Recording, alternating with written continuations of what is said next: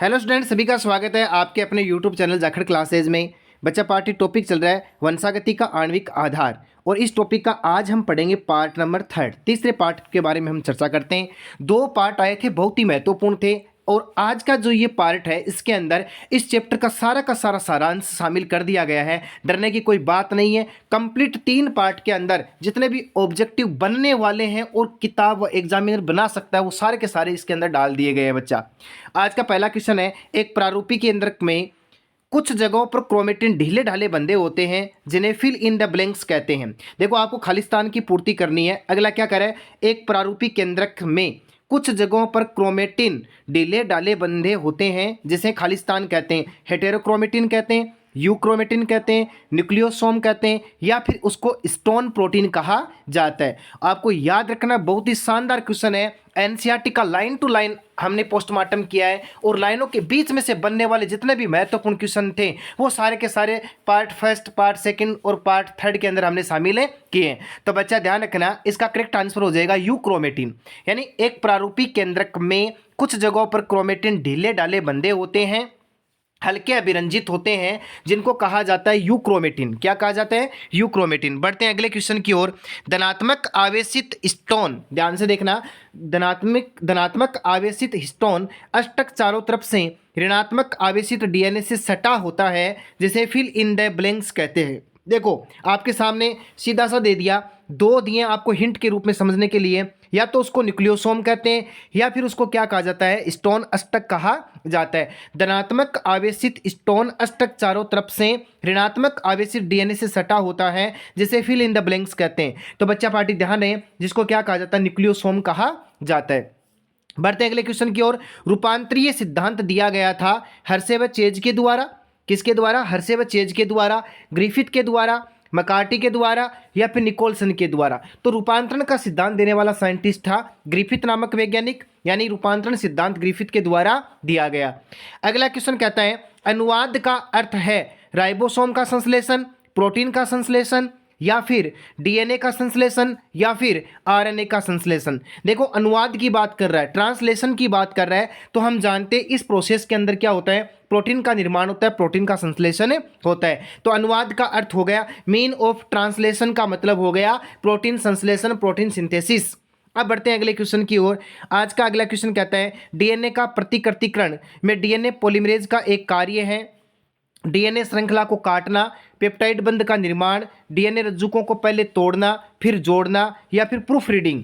तो याद रखना, डीएनए प्रतिकृतिकरण में डीएनए पॉलीमरेज का कार्य होता है प्रूफ रीडिंग करना। क्या होता है? प्रूफ रीडिंग करना।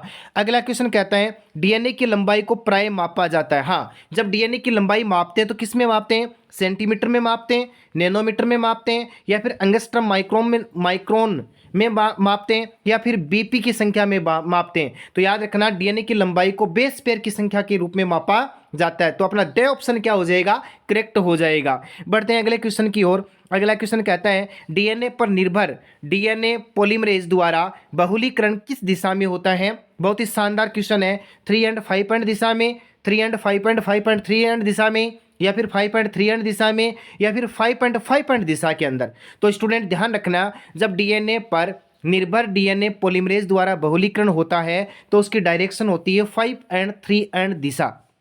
क्या होती है? 5.3 एंड दिशा होती है। तो अपना स ऑप्शन क्या हो जाएगा? करेक्ट हो जाएगा। बढ़ते हैं अगले क्वेश्चन की ओर। केंद्रक में मिलने वाली उस संरचना को जिसमें न्यूक्लियोसोम एक के बाद एक मिलते हैं फिल इन द ब्लैंक्स कहते हैं। यानी इस खालिस्तान में क्या आएगा? उसको रेप्लिसोम कहते हैं, उसको डीएनए पैकेजिंग कहते हैं, उसे क्रोमेटिन कहते हैं, उसे प्रतिकृति कहते हैं। तो स्टूडेंट ध्यान देना, केंद्रक में मिलने वाली उस संरचना को जिसमें न्यूक्लियोसोम एक के बाद एक मिलते हैं उसको रेप्लिसोम के नाम से जानते हैं। तो अपना ए ऑप्शन क्या हो जाएगा? करेक्ट हो जाएगा। बढ़ते हैं अगले क्वेश्चन की ओर। वह एमआरएनए जिसमें केवल एक सिस्ट्रॉन अर्थात प्रोटीन के एक अणु के संकेत अनुलेखित होते हैं उसे फिल इन द ब्लैंक्स कहते हैं। इस खालिस्तान में क्या आएगा? मोनोसिस्ट्रोनिक कहते हैं जिसको, पॉलीसिस्ट्रोनिक कहते हैं। ए व ब दोनों सही हैं, ए व ब दोनों ही गलत हैं। तो आपको ध्यान रखना है, वह एमआरएनए जिसमें एक सिस्ट्रोन अर्थात प्रोटीन के एक अणु के संकेत अनुलेखित होते हैं उसे मोनोसिस्ट्रोनिक के नाम से जानते हैं। तो अपना ए ऑप्शन क्या हो जाएगा? करेक्ट हो जाएगा। बढ़ते हैं अगले क्वेश्चन की ओर। सबसे छोटा आरएनए है, बहुत शानदार क्वेश्चन। आरआरएनए, mRNA, tRNA या फिर ये सभी जो होते हैं वो छोटे होते हैं। तो आपको याद रखना है स्थानांतरण आरएनए, ट्रांसफर आरएनए को सबसे छोटा आरएनए कहा जाता है।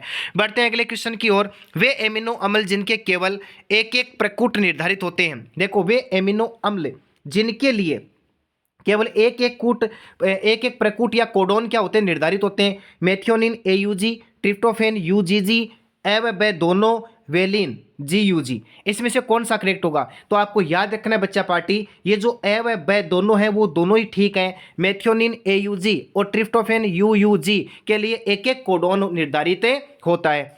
बढ़ते हैं अगले क्वेश्चन की ओर। अगला क्वेश्चन कहता है mRNA में पाए जाने वाले वे खंड जो प्रोटीन संश्लेषण में भाग नहीं लेते हैं फिल इन द ब्लैंक्स कहलाते हैं। यानी जो प्रोटीन संश्लेषण में भाग नहीं लेते उन्हें कहा जाता है एक्सॉन, इंट्रॉन, पॉलीसिस्ट्रॉनिक या इनमें से नहीं। तो आपको याद रखना है उनको इंट्रॉन कहा जाता है। उनको क्या कहा जाता है? इंट्रॉन कहा जाता है। बढ़ते हैं अगले क्वेश्चन की ओर।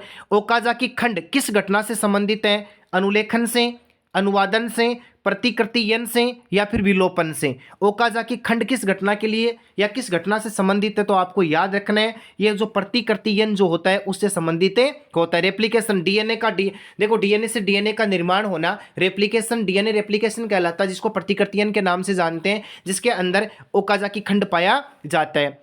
अगला क्वेश्चन कहता है डीएनए के अक्सरे निवर्तन आंकड़े किसने प्रस्तुत किए थे? चारगाफ ने, विल्किंस व फ्रैंकलिन ने, ग्रिफिथ ने या फिर सेंगर ने।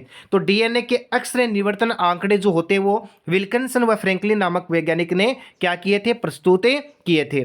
अगला क्वेश्चन कहता है अनुवादन की प्रक्रिया होती है, बहुत शानदार क्वेश्चन है, माइटोकॉन्ड्रिया की सतह पर, राइबोसोम की सतह पर, केंद्रक की सतह पर या फिर ये सभी सही हैं। तो आपको याद रखना अनुवादन की जो प्रोसेस होती है वो राइबोसोम की सतह पर होती है। किसकी सतह पर होती है? राइबोसोम की सतह पर होती है, जिसके दौरान किसका निर्माण होता है? प्रोटीन का निर्माण होता है। इसी कारण तो राइबोसोम को प्रोटीन की फैक्ट्री कहा जाता है। प्रोटीन की फैक्ट्री अपनी कोशिका के अंदर कौन होता है? राइबोसोम होता है। बढ़ते अगले क्वेश्चन की ओर। एमिनो अम्ल का सक्रियकरण किस एंजाइम द्वारा होता है? जाइमेज एंजाइम के द्वारा, काइनेज एंजाइम के द्वारा, एमिनो एसाइल सिंथेटेज एंजाइम के द्वारा या फिर यूरिएज एंजाइम के द्वारा। तो बच्चा पार्टी ध्यान रखना एमिनो एसाइल सिंथेटेज एंजाइम के द्वारा एमिनो अम्लों का सक्रियकरण होता है। अगला क्वेश्चन कहता है DHU भुजा में DHU का पूरा नाम बताइए। देखो बहुत शानदार क्वेश्चन है। डाईहाइड्रोक्सी यूरिएज, डाईहाइड्रोक्सी यूरिडीन और डाईहेक्सोयूरिएज या फिर ये सभी। तो आपको याद रखना DHU की फुल फॉर्म होती है डाईहाइड्रोक्सी यूरिडीन। क्या होती है? Dihydroxy uridine. बहुत शानदार शानदार क्वेश्चन आज की इस PDF में शामिल किए गए हैं। बच्चा पार्टी ध्यान से प्रत्येक क्वेश्चन को देखना, अपनी नोटबुक में नोट करना है। अगला क्वेश्चन कहता है न्यूक्लियोसोम बनता है, किससे बनता है? देखो ध्यान से, बहुत शानदार question line to line NCERT का उठाया गया है। H2A, H2B, H3, H4 के दो अणु ऋणावेशित डीएनए के 1/3/4 चक्कर से, फिर यह कहता है वे दोनों से या फिर दोनों से सही, दोनों से नहीं। तो आपको याद रखना है न्यूक्लियोसोम का निर्माण होता है वे दोनों से, मतलब H2A, H2B, H3, H4 इनके दो मोल और इनके साथ में ऋणावेशित डीएनए के 1.25 चक्कर जब मिल जाते हैं तो जिसका निर्माण होता है उसको क्या कहा जाता है? न्यूक्लियोसोम कहा जाता है। बहुत दमदार क्वेश्चन है। अगला क्वेश्चन कहता है एक न्यूक्लियोसोम अणु दूसरे न्यूक्लियोसोम अणु से जुड़ा होता है। बहुत शानदार क्वेश्चन। एक न्यूक्लियोसोम अणु जब दूसरे न्यूक्लियोसोम अणु के साथ में जुड़ता है mRNA के द्वारा, लिंकर डीएनए के द्वारा, tRNA के द्वारा या फिर स्टोन के द्वारा। तो आपको याद रखना है वो हमेशा किसके द्वारा जुड़ेगा? लिंकर डीएनए के द्वारा जुड़ेगा।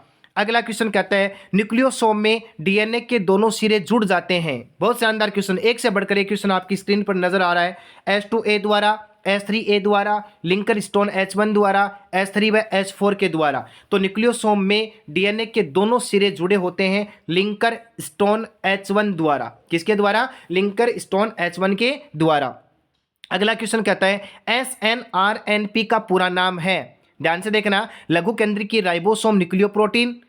ध्यान से देखना, लघु केंद्रीय राइबोसोम न्यूक्लियोप्रोटीन, लघु केंद्रीय राइबोन्यूक्लियोटाइड, लघु केंद्रीय राइबो शर्करा या फिर ये सभी। तो आपको याद रखना है लघु केंद्रीय राइबो न्यूक्लियोप्रोटीन SNRNP का पूरा नाम। देखो आगे बढ़ते हैं। अगला क्वेश्चन कहता है कूटलेखन अनुक्रम या अभिव्यक्ति अनुक्रमों को कहा जाता है, क्या कहा जाता है? एक्सॉन कहा जाता है, इंट्रॉन कहा जाता है और स्प्लाइसिंग या इसको हम संबंधन कहते हैं, यह सभी कहा जाता है। आपको याद रखना, व्यक्तक जिसको कहा जाता है, एक्सोन जो होता है उसे कूट लेखन अनुक्रम या अभिव्यक्ति अनुक्रम कहा जाता है। अगला क्वेश्चन है NHGRI का पूरा नाम, नेशनल हेल्थ जीनोम, देखो national health genome research institute, national heavy gene research institute, national health gene research institute, या फिर ये सभी आपको याद रखना है। NHGRI का पूरा नाम होता है national health genome research institute.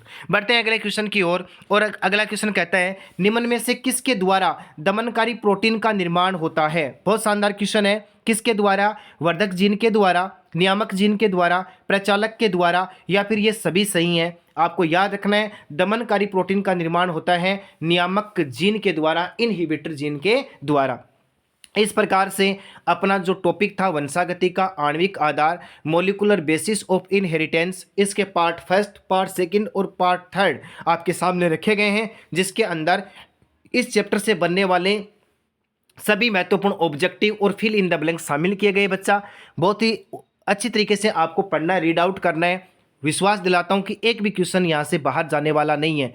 अब आप एक्टिव होकर के पूरा का पूरा वीडियो देखेंगे और अपनी नोटबुक में उतारेंगे ताकि आप उसको बार बार क्या कर सकें, रिवाइज कर सकें। या फिर आपको एक काम करना है, वीडियो को पॉज कर करके देखना है या फिर वीडियो को बार बार देखना है ताकि आपका ये जो टॉपिक है वो अच्छे से क्लियर हो जाए, क्योंकि अब एग्ज़ाम बहुत जल्दी आपके पास आ रही है। तो अब आपको भी अपना जो स्टडी टाइम है वो बढ़ाना पड़ेगा, अपने स्किल पावर को बढ़ाना पड़ेगा, ताकि आप बहुत कम समय में बहुत अच्छी और बहुत बड़ी उपलब्धि हासिल कर सकें। यही हमारी उम्मीद है। एक बार फिर से सभी का इस चैनल के ऊपर हार्दिक स्वागत, हार्दिक अभिनंदन है। आपके सपोर्ट को हम नमन करते हैं। आपका सपोर्ट हमें एक एनर्जी देता है और उस एनर्जी की बदौलत ही तो हम आपके लिए इतना शानदार आउटपुट लेकर के आते हैं। बहुत शानदार कंटेंट आपको मिल रहा है। सीधा आपको पार्ट कोई भी लेसन उसमें इधर उधर जाने की कोई आवश्यकता है ही नहीं। सारा का सारा कंटेंट जो है वो आपके चैनल के माध्यम से आपको मिल रहा है। तो बच्चा पढ़ते रहिए, आगे बढ़ते रहिए। धन्यवाद।